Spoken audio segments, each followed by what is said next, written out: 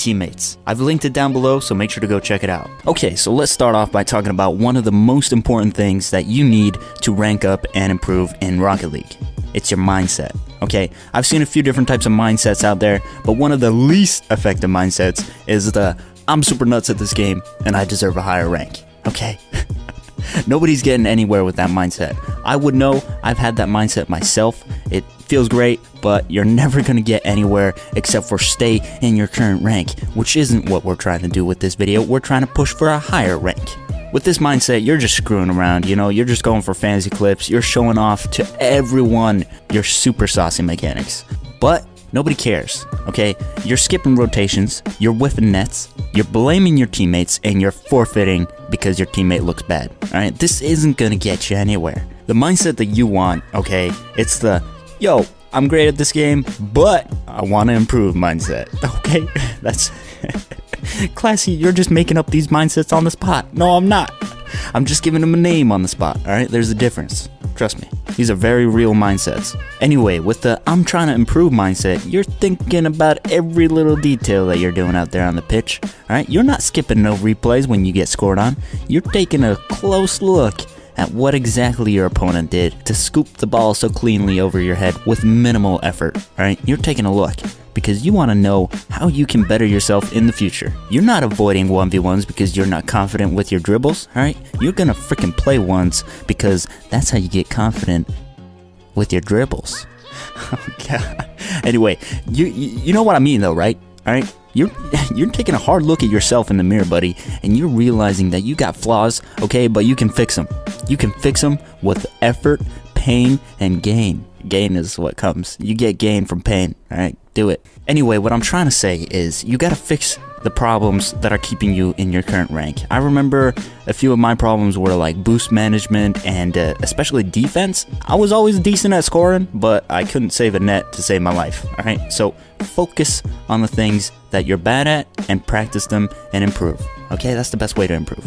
Anyway, moving on, let's talk a little bit about nerves. Okay, nerves are a huge part when you're pushing for a higher rank. I don't understand what's the deal with nerves, especially on your rank up game. You just start whiffing the ball, you start hesitating, you start playing worse for no reason. Okay, and one of the biggest things that you might do is start trying new stuff that you've never tried before just because you want that win that bad. Okay, don't try new stuff. You don't know how to do that. Stop. There are countless number of overtimes where I've been nervous and then I've gone for a super stupid kickoff and whiffed and just got scored on instantly.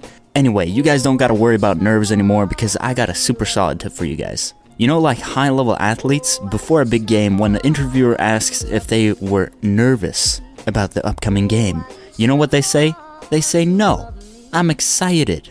Okay? Now think about that, alright? Nerves and excitement is the same sensation. It's the same feeling in your body.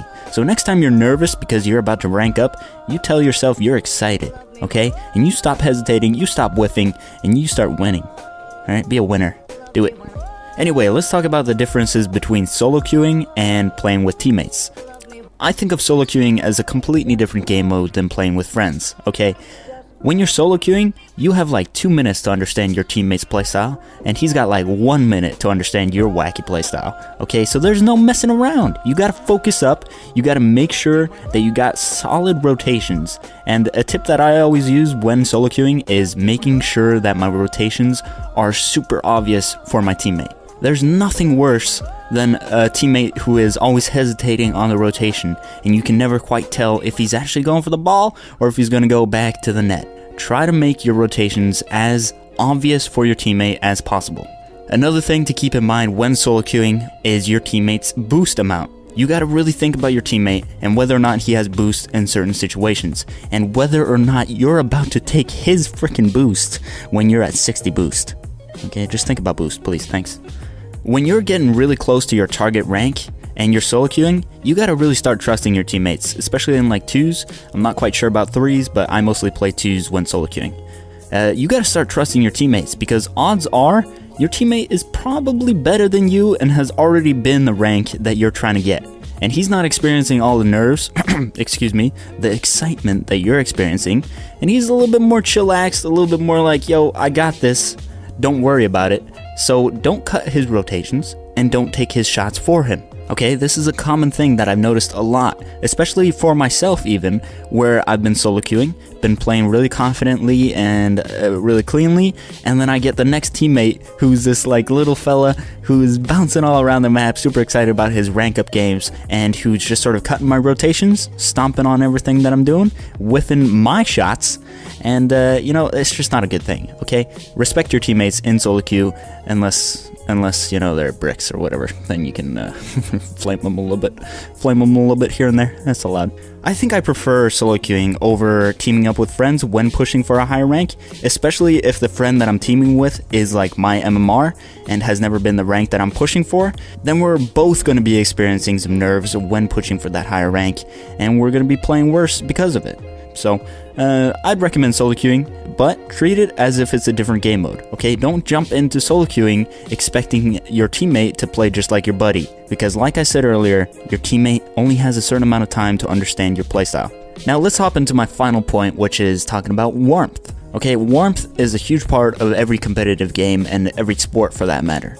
Especially if you've been playing really well the day before, and then you hop on Rocket League the day after, thinking, oh man, I'm gonna crush it in some twos.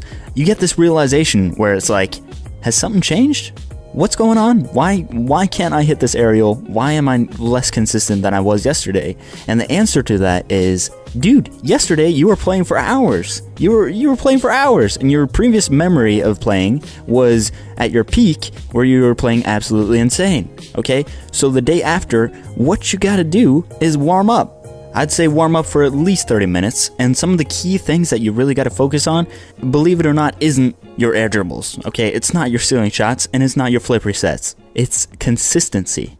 So what I like to start off with is like 15 minutes of solid ball control, doing nothing but dribbling, turning, most importantly, flicks and shots. You got to really focus on this when warming up, okay? Then move on to some aerial control and whatnot. Just really try to warm up your key mechanics rather than practicing your fancy stuff, which is arguably a lot more fun to practice. It's way funner to practice air dribbling and ceiling shots, but consistency is key when trying to improve, and consistency is definitely key when you're pushing for that higher rank and you're playing a little bit outside of your comfort zone because you're playing with higher ranked players.